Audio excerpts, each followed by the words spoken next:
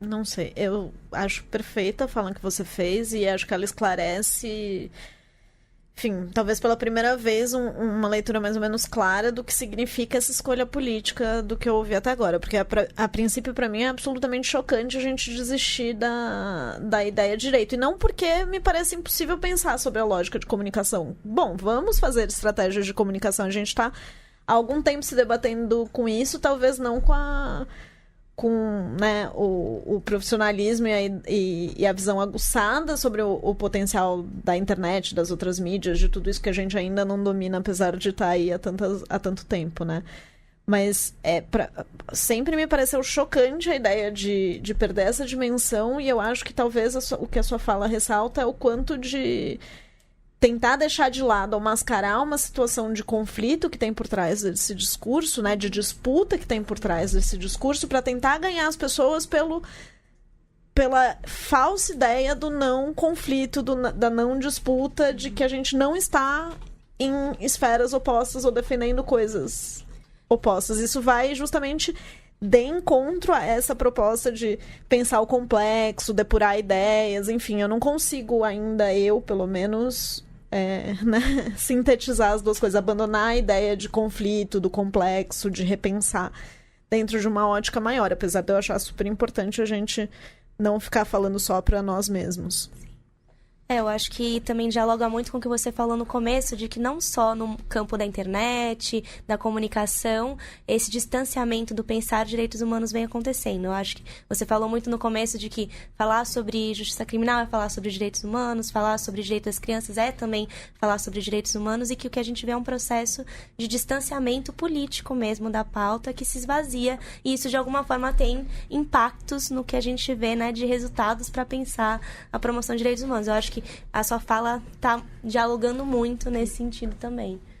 Eu acho que o que a Luísa comentou e o Jeff estava falando também é outro drama que a gente se propõe a querer provocar uma reflexão, que acho que tá na boca aí de 9 entre 10 ativistas, que é essa máxima de que a gente precisa sair da bolha, né? E talvez parte desse drama do sair da bolha venha do que você tá falando, Jeff, que é um certo desconhecimento, né? Porque a bolha também não é nova, né? A internet não criou bolha, já existiam bolhas antes. Mas está na ordem do dia esse ponto de que as organizações precisam sair das suas bolhas. E tem um desafio da dinâmica do digital, né? Que ela, de fato, cria e potencializa bolhas. E eu queria saber um pouco a sua opinião, se você acha que a estratégia das organizações para sair da bolha tem sido falar menos direitos humanos, se você enxerga isso como um movimento que tem acontecido. Você falou bastante, né, da ideia de expandir um pouco. Então, será que falar menos seria esse caminho para sair da bolha? E além disso, se você enxerga, você já viu alguma estratégia interessante ou imagina alguma que seja interessante para isso, de tentar chegar a públicos maiores no meio digital? Bom, a lógica de sair da bolha é realmente algo muito presente, e é interessante como ele é cada vez mais forte, quanto mais a gente tem um cenário de polarização política, né, como o atual, né, e acho que aí traz outros desafios, porque realmente acho que, não falando só de organizações da sociedade civil que trabalham com direitos humanos, mas de forma mais ampla, isso é, enfim, é algo muito difícil, né, eu acho que ainda mais quem trabalha um pouco por essa lógica de direitos, eu acho que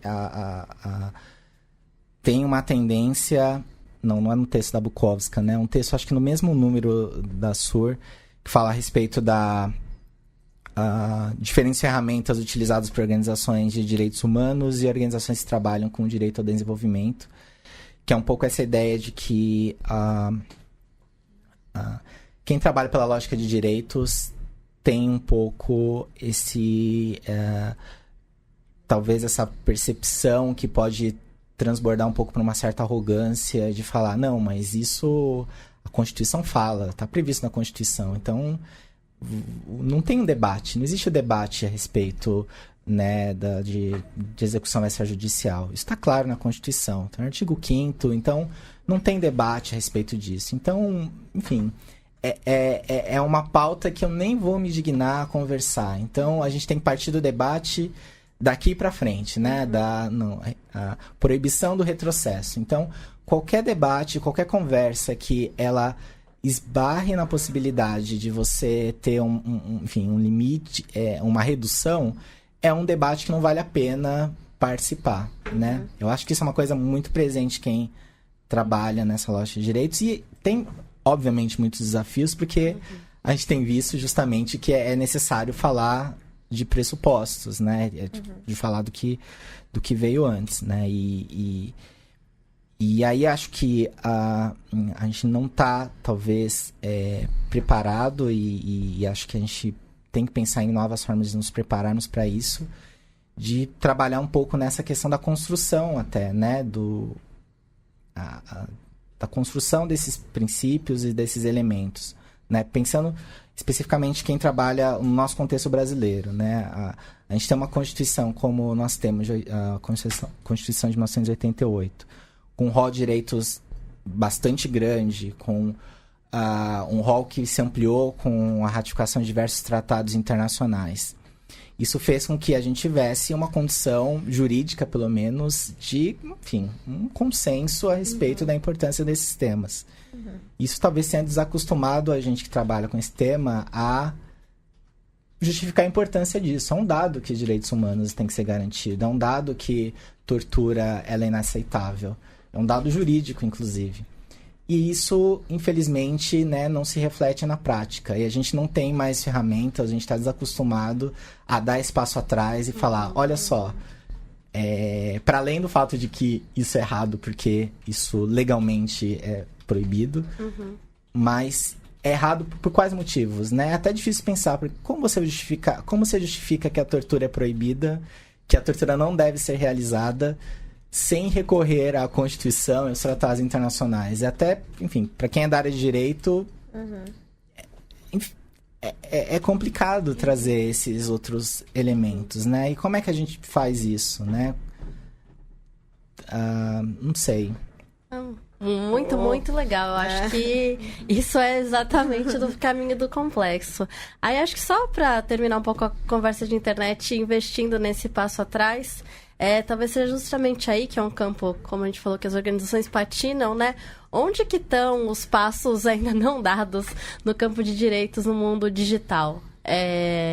Porque, enfim, a gente tem muita coisa garantida na Constituição, mas eu acho que tem muitos desafios, campos de violações de direitos associados a esse mundo digital. Eu estava até comentando com a Suhaili, com a Lu, um tempo atrás, que eu li uma reportagem gringa, não lembro de onde, falando sobre como mulheres têm sofrido assédio por meio dos equipamentos de smart home nos Estados Unidos. Então, o companheiro sai de casa, o companheiro agressor, mas ele é o que tinha o controle do termostato, enfim, esses equipamentos com inteligência dentro de casa, né? E ficam controlando luz, fazendo piscar sem parar, subindo, baixando a temperatura, enfim, um monte de formas de assédio, e várias mulheres desesperadas já não estavam ficando loucas, né? Com a casa totalmente fora do controle. E aí grupos feministas começando a pensar em como capacitar, né, mulheres para também conseguirem disputar nessa esfera seus direitos. Então a pergunta é um pouco essa, né? O que você enxerga nesse campo do digital como desafios para a atuação em direitos humanos? O que a gente tem que estar atento para pensar, para garantir?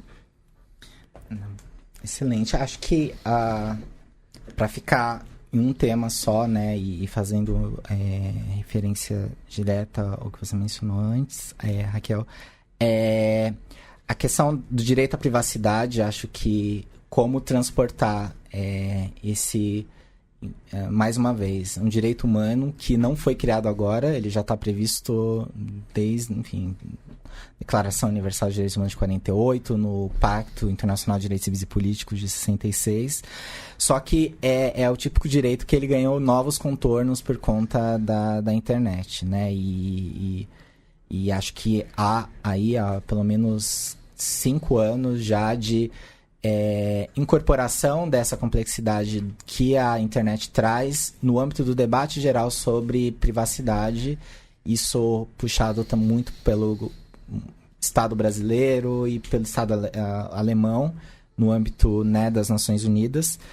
E ele tem tido diversos reflexos, né? E aqui no âmbito nacional, a gente teve a recente aprovação da Lei de Proteção de Dados Pessoais, que, mais uma vez, como a internet é um elemento, né, que ele extrapola, né, o conceito internet, é uma lei de dados pessoais, não é só de internet. Mas, obviamente, aspectos relacionados ao meio digital talvez são aqueles elementos que a lei traz, que a maior parte das pessoas não identificam como sendo um problema em princípio, e isso fez com que as organizações que trabalham com direitos digitais tenham sido as principais forças por trás da aprovação desse marco, né? Então, por exemplo, quando você fornece seu CPF na farmácia para ter desconto, quando você carrega seu bilhete único, quando você acessa um site para baixar uma publicação e pedem as suas informações, todos esses são elementos relacionados a dados pessoais que esse marco normativo está possibilitando a criar uma relação que os dois lados saibam suas responsabilidades, né? E qual é o limite do que esses dados podem... o que esse dado pode ser feito, considerando principalmente, né, o potencial econômico que esse tipo de informação tem hoje em dia, né? Então, essa é uma área que acho que tem um caminho muito longo para quem trabalha na sociedade civil, de entender esses elementos, entender que as organizações da sociedade civil, direitos humanos que trabalham hoje, elas guardam muitas informações, por exemplo, ela também tem dever de preservar essas informações e tomar conta. E também acho que do lado de organizações que eu falei, novas, entre aspas, que trabalham com essa pauta digital, de entender também que quando você fala em direito à privacidade, você também tem que... Quando você fala em direito, ele tem algumas questões muito específicas que muitas vezes acabam não aparecendo. E citar um único exemplo, né? A questão que associa privacidade com direito à criptografia, né? Eu acho que isso é um tema muito pouco falado, essa questão de que associa o direito a utilizar a criptografia como sendo algo inerente ao direito à privacidade. E isso fará uma interpretação possível no sentido de que, a partir quando você conjuga criptografia com o direito à privacidade, você está aceitando que o direito à privacidade é um direito absoluto, né? E quem trabalha com direito sabe que, enfim, os direitos... Enfim, direitos absolutos são um grupo muito pequeno, né? Os direitos, eles são, enfim, sopesados, eles são balanceados, né? Então, quem está falando que direito à privacidade sempre tem que ter criptografia, ele está pensando numa lógica que não é uma lógica que tão clara, tão longe, não controversa a respeito ser um direito absoluto ou não, né? Quem está fazendo esse debate... quais são os condicionantes? Então, mais uma vez, aí o convite para que haja a conversa entre esses dois mundos. Jeff, eu vou fazer algumas perguntas agora, mas numa outra linha um pouco. Uma das razões pelas quais a gente criou Transmissão DH é esse anseio de ter um espaço para compartilhar experiências, visões pessoais mesmo sobre o trabalho nessa área, que é uma área difícil, que é uma área que exige muito da gente. Então, uma das coisas que sobre as quais a gente tem pensado muito é sobre a necessidade da gente compartilhar os nossos afetos sobre essa área, compartilhar as nossas ansiedades e ter também uma possibilidade de refletir sobre isso e nos fortalecer individual e coletivamente, né? Isso pra gente é bem importante nesse momento. E a gente falou um pouco hoje sobre isso, mas existe uma percepção geral sobre uma certa crise, né? Um momento de descrença na possibilidade de usar o discurso de direitos humanos e na própria, enfim, sobrevida, talvez, dessa nossa área de atuação. Então, não à toa, como muitas pessoas, nós talvez nos vejamos em crise enquanto pessoas que sim se identificam com o trabalho em direitos humanos, né? Então, a minha primeira pergunta para você é, nesse sentido, faz sentido ainda a gente dizer pra você, pessoalmente,